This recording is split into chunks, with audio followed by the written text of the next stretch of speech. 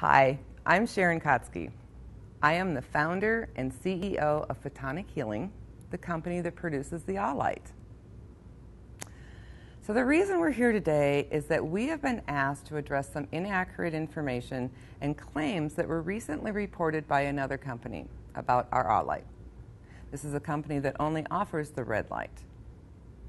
Now, I too am an engineer, but I do not personally feel that I am an expert, nor am I qualified to make specific claims in the area of light testing and power measurements.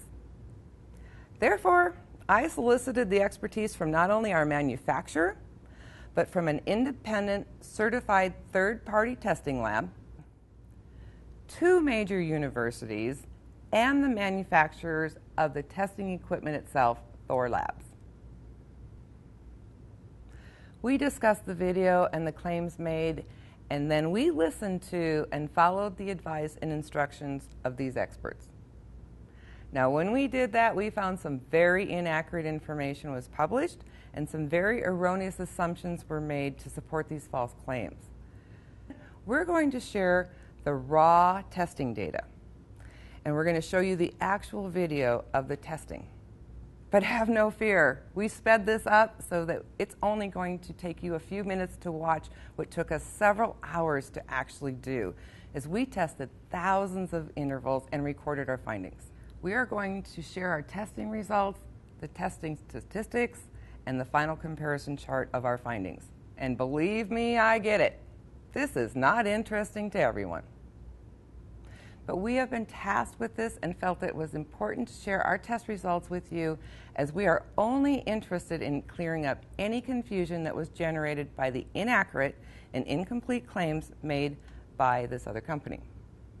And please know that before we shared this information with you, we checked and double-checked our facts. We ran all the lights through numerous iterations of testing, and we are 100% confident in the ability to duplicate these findings and factually verify them. While working with the engineers at Thor Labs, the first thing we discovered was the testing equipment used by this other company was too small and therefore inadequate. The equipment that we used was the power sensor S142C, which has an aperture or opening of only 12 millimeters. However, both lights tested have a diameter larger than 12 millimeters.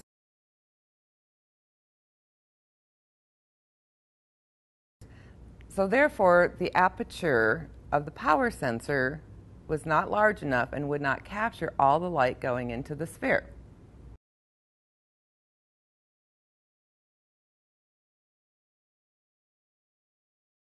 When this happens, assumptions have to be made about the light that doesn't make it into the opening.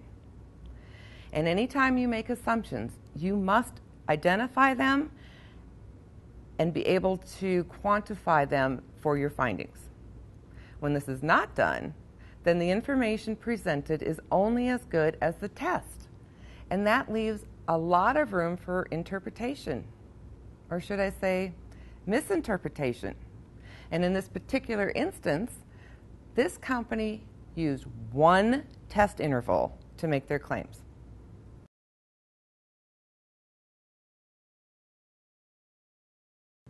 On the contrary, we use thousands of intervals in the test that we are willing to share with you so that you can make up your own mind. We originally tested several lights just to see what, if any, conclusions could be made just in general. We tested the AAH Light on all 3 settings. We tested the AccuLight. We tested the original McLaren light, of course the standard light, and the Pro Light.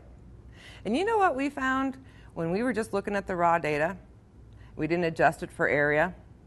They all read different on the power meter display than what they are advertised. Some a lot more than others. So then I have to ask you, how important is that one number to you? For me, I have to honestly say not much. Because for me, what's important is, are you getting results? Are you happy with your light?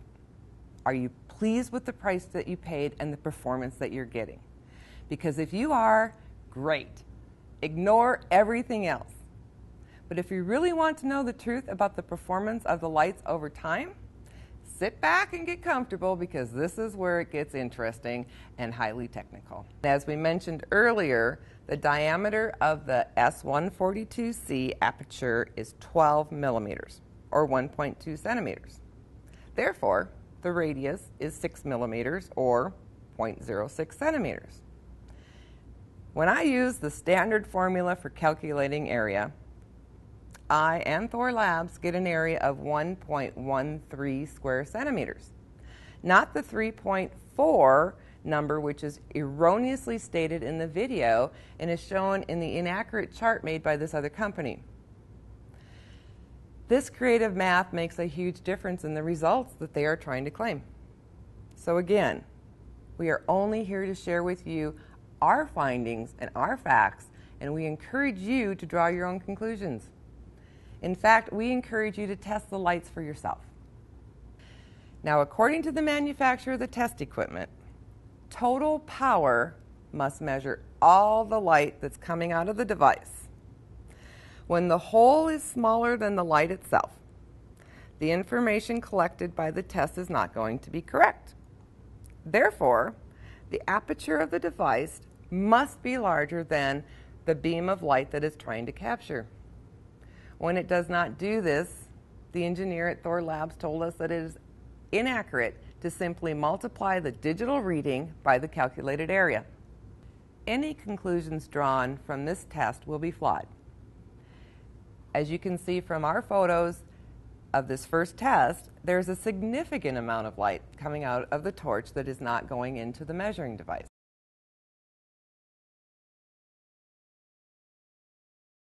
To correctly capture all the light, we went back to the testing company and asked them what equipment we needed. With their recommendation, we were supplied the correct equipment, a thermal sensor, S310C with a 20 millimeter aperture. We then repeated the testing process with the correct equipment and ran thousands of test intervals.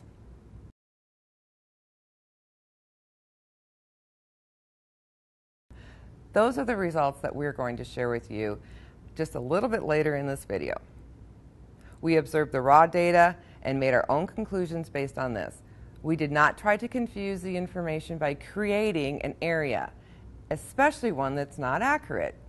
We looked at performance over time. We did not look at one-shot measurement and stated conclusions from that. What we did find was truly amazing. Check it out.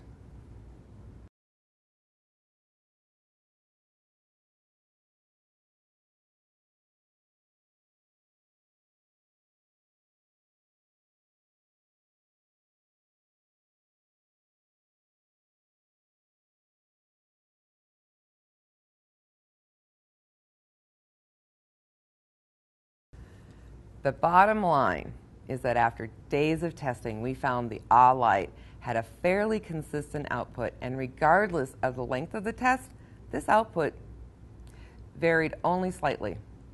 We also made note of the heat gain on the outside of the torch and found it to be minimal, less than 2 degrees, regardless of the length of the time the light was on.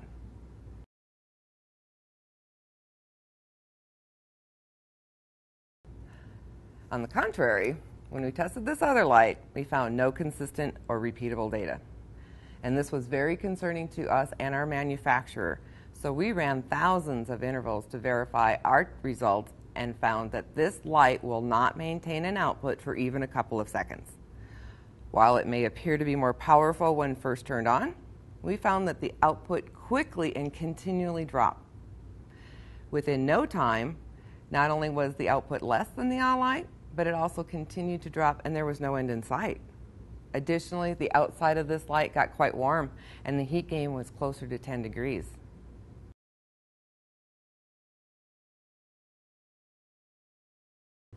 And you know what?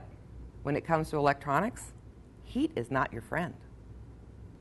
While we tested this light, the only thing that we found was that we were never able to get the same output from one test to another. We thought those results were very interesting, and even when we started with fresh batteries, and we started with a lot of fresh batteries, we never, and I mean never, got the same results twice with this light. But we used a lot of batteries during this testing, which brings up the obvious. Who starts with fresh batteries each and every time that they go and use their light? Nobody. So the only conclusion that we could verify was that this light does not hold an output, not even for 10 seconds. Therefore, making a claim about a specific rating is just false. And after discussions with our manufacturer about these findings of loss of power and heat gain, we were told that those are classic signs of an LED that is overclocked. An overclocked LED is one that sacrifices long-term for short-term performance. So rather than lasting years, your light may fail after a much shorter period of time. And perhaps this has happened to you or someone that you know whose light has quit. I hear about it all the time. Now, I'm not stating that this light is designed this way. I'm just stating that those are classic symptoms of a light that is overclocked. Now, we are confident in our findings and are 100% comfortable with our light and the flexibility of our 3 power settings and the interchangeable colored heads. But we want you to make up your own mind. Get the light that works for you. Your results and your satisfaction are all that are important to us. If you're happy with whatever torch you are using and satisfied with the price that you paid, that's great. Keep it. Keep using what you have. But if you're not satisfied with your single setting light, or you want the flexibility of using the other colors, we can help. We have an upgrade program that will allow you to obtain an all light with all the cost-saving features that come with it. Contact the office to see what arrangements we can make for you and join the thousands of happy all light users. Thank you for your time and your interest. It is truly amazing